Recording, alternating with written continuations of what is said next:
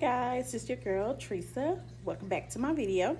So today, on today's video, we're going to be doing one of my favorite things is candles. So we're going to be making some soy candles. I have some new jars I want to try out, and also some new wicks I want to try out, and some new scents I'm working with. I already started back my company, my candle company, and I'm starting to revamp the company and get my website up together, and I'm starting to sell candles, which is wonderful, but I wanted to make it on a larger scale. So I'm going to show you a few things that I do at home to get my candles together. So stay to the video, and we're going to get started. So a few things you're going to need for your video. You're going to, of course, need your jars. I'm using 12-ounce candle jars, or they're glass jars and I ordered them from Uline. You're going to need your fragrance oil. You're going to need your candle wicks. So I have a few wicks. These are cotton wicks. They are pre-waxed. You're going to need your wick holders to keep your wicks in place. You're going to need your color. So you have some options for your color. You can either use a dye color or liquid dye color, or if you have just a plain box of crayons, you can use crayons to color your candles for your candle color. And this is the less expensive way to go about it. Otherwise, you can use the liquid dye, but you have to be careful when using those liquid dyes, because you kind of got to experiment on how much to use to get the desired color you want. And especially if you're making multiple, you got to keep up with the amount of liquid that you use so that the color come out consistently. I got a few of these measuring containers that I use only for candles. I keep them separate from my regular cooking containers. And this is the pot that I currently use to boil water in for my candles. And then I also use this mason jar. I broke my my metal wax melter, so I'm waiting on another one to come in. So in the meantime, we're gonna use these two. That'll be just fine.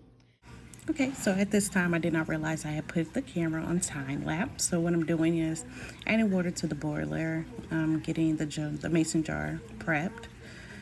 And the next thing that we're gonna do is we're going to prep the jars. So as you can see, with my glue stick, I'm putting hot glue on the wicks and gluing them to the center. And then I'm going to go in and go ahead and start and put my wax into the mason jar. Now, the wax does take a lot of space in the jar, so I like to let it melt down a little bit and add wax as I go to kind of get the desired level. There we go. And it's melting down. There we go. And I think I got it to the exact measurement that I needed. And we're going to take it off the heat as soon as it melts. And I'm going to add my color. Now, the most important part about your scent, putting in that scent too quickly will burn the scent off, will not give your candle a good scent to roll when you burn it. So you won't be able to smell it no further than if you were closer to the candle. So you want to make sure that your wax temperature has gone down. The way to kind of eyeball it a little bit, if it kinds of clouds up a little, if it's starting to cloud and get a little thicker, then you kind of know that's when the time is to add the scent for you. But right now, the temperature's gone down and it's clouded, but it's not as thick as I would like it to be. So I'm not ready to add it yet, so we'll give it a few more minutes. So at this time, the temperature's gotten down to where I needed it, and we're gonna add the scent in. Stir, stir, stir.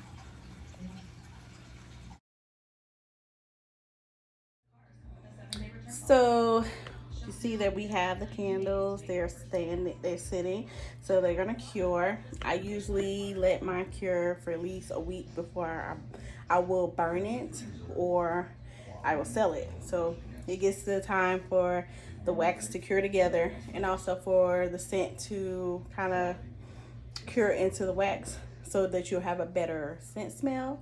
But by far, I'm not a candle professional. I am a candle enthusiast, someone who loves to do candles, and I started this just off of something that really my husband encouraged me to do it because he says I spend too much money on candles, which I do.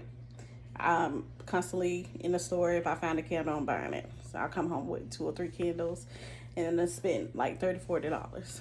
So doing the candles on my own. I'm saving more money. I'm also, making an income doing it too because I'm selling them as well. But by far, candle making is not a quick process. So if you're not a patient person, it's probably something that you do not want to do because you want to make sure you take the time it takes time for certain things to happen. It takes time for the wax to melt. It takes time for you to wait to put the fragrance and the color in. It takes time to wait to put the wax into the container so that your top comes out even without holes or anything corroding on the top of the candle. So it is a time-consuming process. It's not something that you can do real quick and get it over with. It's just, if it's something that you're looking to do quickly, candles is not something that you want to do. But I love it. It's calming. I love the way my house smells after I've made a couple of them. The house smells great. It's just something that I like to do, and it's really soothing. And then once I get my candle, I love to burn them.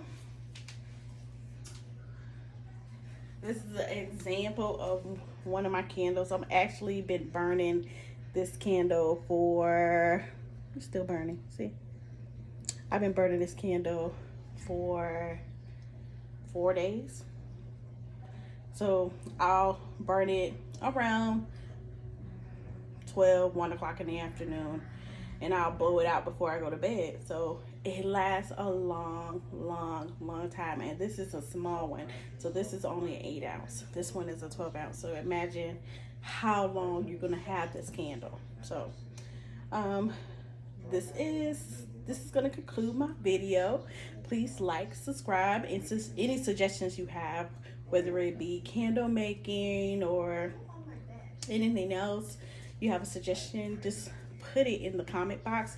I'm gonna also put in the description box some of the items that I use and some links to some of the places that I got my items from. Also, I'm going to be following up next with my next video with a makeup tutorial on everyday basic makeup for your everyday average girl. So again, thanks for watching. I love you.